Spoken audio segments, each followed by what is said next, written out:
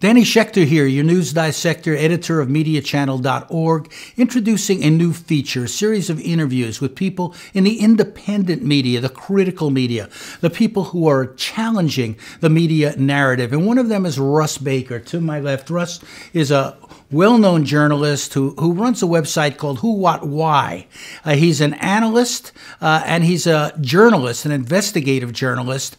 And I wanted to talk with him about what it's like being an investigative journalist, but also about some of the stories he's breaking, which are very significant when we talk about media in this country, to recognize that there's a kind of media war going on, a cyber war between the forces that want to make information more available, particularly government documents, and the people who don't want that to happen. And this is revolving around the whole question of Anonymous and what Anonymous has been doing. Russ, you have a piece on your website out this week about all this. You want to tell us about it? Sure. We have been following that whole thread in terms of activists who have been seeking to sort of liberate information, who think that we need to have a greater understanding of what goes on and how our government functions. And also about the relationships between the government and the private sector, which I think are not fully understood and certainly are not particularly well covered by the traditional dominant media. So the new article is about a member of the Anonymous collective by the name of Barrett Brown, who now faces potential sentences of up to 100 years for a variety of charges that are actually individually somewhat trivial and indicative of the determination of both the federal government and a number of powerful corporate interests to shut down this whole movement. In other words, they don't have good, solid, concrete criminal activity, so they go after them for something else. So that's one aspect of, political repression creeping into, if you will, the media space, creeping into the online world, where we have people who are questioning, challenging, downloading things they're not supposed to be downloading, and ending up getting prosecuted or confronted with prosecutions. It's already led to a suicide of a young man in Boston, but it's going to be much more of a confrontation in the months ahead, what with the revelations that China may have a unit that's been, doing cyber crimes against the United States, although that hasn't been proven and China has denied it. Russ, how do you get to this information? How do you find it out? And what is your purpose in bringing it out?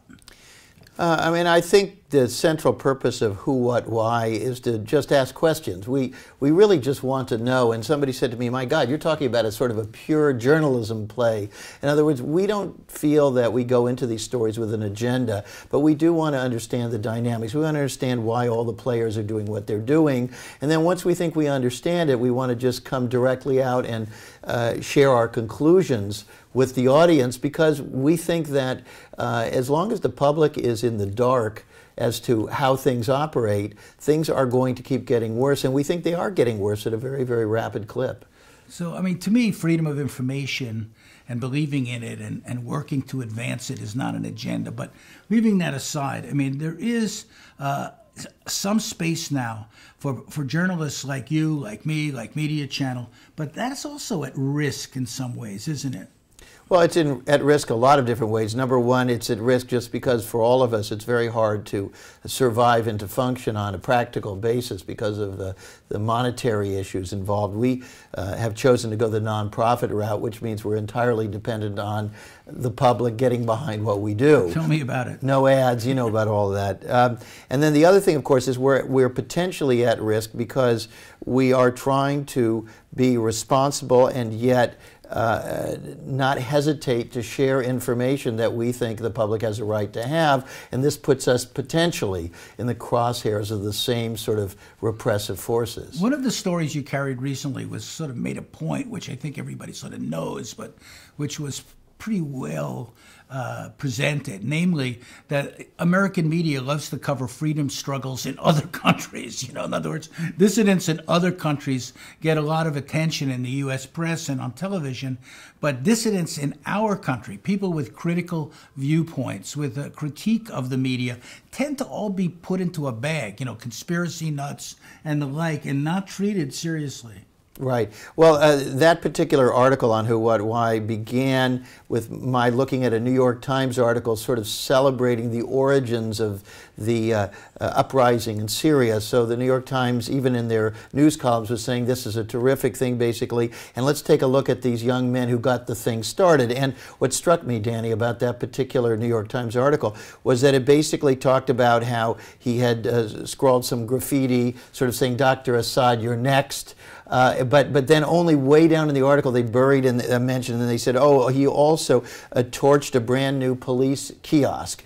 And I was thinking, now how would the New York Times react if somebody torched a police kiosk in Times Square? And we know how they would react. And so there's very much of a double standard trying to kind of shove. I mean, you could argue that the Syrians went after this guy for the vandalism, the arson potentially, and more so than necessarily the graffiti. Just one thought on Syria that interests me.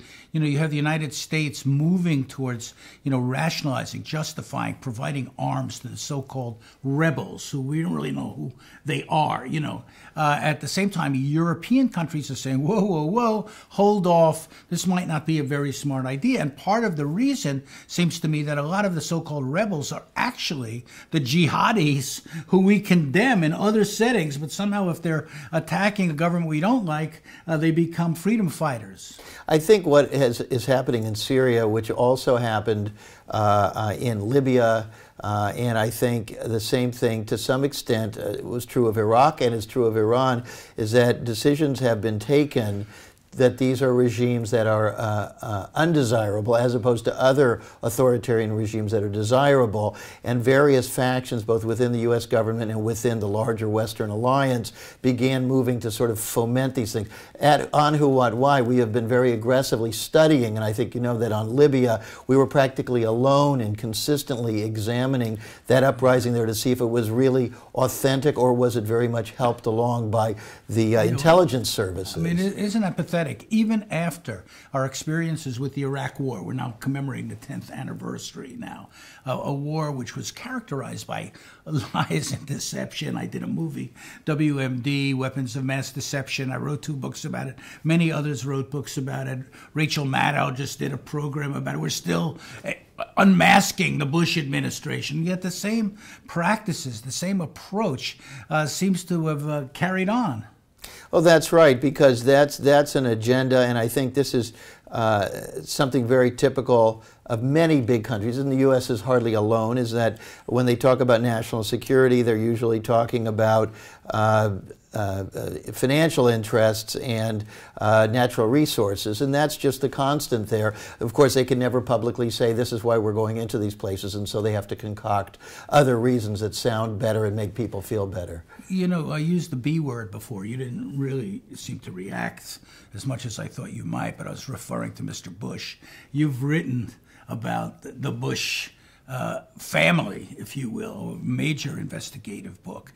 And now we see that younger Bushes, new Bushes are coming out of the Bushes, nephews and others, a new generation of Bushes. Who's behind them and what's going on here? Well, as you know, thank you for mentioning my book, Family of Secrets. I spent 5 years on that, trying to understand why somebody as improbable as George W. Bush would get to the top, have all of those powerful people behind him, and then do the astonishing things that he did. And that was a journey of discovery for me, Danny. I learned so many things that astounded me and helped bring me to a deeper level of comprehension of the American power structure. And so the Bush family very much have taken it upon themselves to have this particular role, to sort of be the counterpart, let's say, to the Kennedy dynasty, but sort of on the other side, and that they will be the ones, generation after generation, looking after the interests of the plutocracy. So do you think Jeb is coming back? And what about this younger Bush? Yeah, I think Jeb is very much a contender. Then the George P. Bush, you're talking about his son, and I think there are others in the family who are also being groomed. They're imagining, I guess, a century, a golden century under their influence. Let me just close up with some concluding thoughts from you about the importance and the value of the work you do. I know it's frustrating sometimes. We don't generate the money we need. We don't get the attention often we deserve, but we carry on I know I do, because of a belief in the importance of it, and you must as well. And so how do people reach you, and how do you think this whole new independent media movement is going to move on? And what any thoughts about our new media channel? Well, first of all, I'm very optimistic, because I think that your new ventures, your continued ventures, those of others, are all extremely important. And I think that as long as we're able to keep the tubes open of the internet, and that is not overly controlled, we have an opportunity to get our voices out there. I certainly, personally, as far as who, what, why goes, we are growing steadily. Our stories are being picked up by a wider range of other outlets, and we're seeing the public responding. So I'm very, very hopeful. I'm excited, and I think the next year is going to be an important time. The people can reach us via our website, whowhatwhy.org, and also we're on Twitter at whowhatwhy. And that's Russ Baker, editor, writer, investigative reporter, and a very gutsy journalist who's out there trying to get at the truth that's often buried. We've featured him on Media Channel in print, but now we're going to feature him and others to come in interviews like this. We'd like to get your reaction to this idea of actually showing you and introducing some of the journalists who are on the cutting edge of independent and investigative journalism. We're starting with Russ Baker. We'll carry on with others. You can share your comments with me at Dissector@mediachannel.org. I'm Danny Schechter, your News Dissector. Thanks for watching.